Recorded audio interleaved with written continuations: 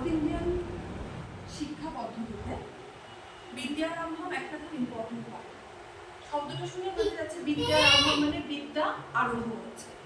তো সেই বিদ্যা আরম্ভটা আমরা এই অনুষ্ঠানটা, এই পুজোটা আমরা যে কোনো পর্যায়ে করতে পারি। যেদিন প্রথম আমরা ক্লাস স্টার্ট করছি সেদিন করতে পারি, গুরু পূর্ণিমাতে করা যেতে পারে, এমনকি যেদিন প্রথম আমরা বেশাম ধারণ করছি সেদিন করতে পারি। আবার যেটা খুব সিগনিফিকেন্ট ডে, প্রত্যেক বছর বিজয়া দশমীর দিনকে দক্ষিণ ভারতীয় ক্যালেন্ডারে বিদ্যা বছর শুরু হয়। দশমীর দিনটাকে বলা হয় বিদ্যারম্ভম, বিদ্যা শুরু হয় ওই দিন থেকে, সরস্বতীর পুজো হয়, সেই দিনকেও এই জিনিসটা করা যেতে পারে।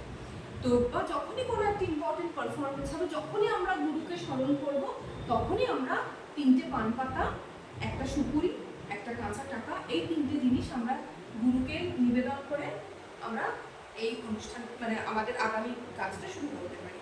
আর সব থেকে মজার বিষয় হচ্ছে এই 3টে পান পাতা হচ্ছে সত্য, রজ আর তমের প্রতীক। আর মাঝখানের যে সুপুরিটা দেওয়া হয় ওটা হচ্ছে একটা বিন্দুর প্রতীক। সেই বিন্দু থেকে এই সত্য, রজ আর তম গুণ সমস্তটা আমি নিজের মধ্যে ধারণ করে, মানে ছাত্রছাত্রীর সাত্ত্বিক, রাজসিক এবং তামসিক সব গুণ সে তার গুরুকে নিবেদন করছে, যে গুরু যেন এবার সেটাকে কন্ট্রোল করে, প্রপারলি চ্যানেলাইজ করে তাকে একটা সুন্দর মার্গ দেখাতে পারে। এবং এই একটি কাঁচা টাকা যেটা দেওয়া হয়, টাকা অর্থ হচ্ছে মেটেরিয়ালিস্টিক অর্থে টাকাটাকে ধরা হয়। মেটেরিয়ালিস্টিক কেন? কারণ আমরা যেহেতু নাচ, গান বা যে কোনো শিক্ষামূলক কাজ শুরু করছি এবং এই সবটাই ইহ জগতে থেকে করছি, তাই ইহ জগৎকে রিপ্রেজেন্ট করার জন্য একটা কাঁচা টাকা।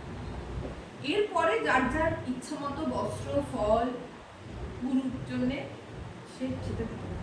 এটাই হচ্ছে বিদ্যারম্ভমের ব্যাপার।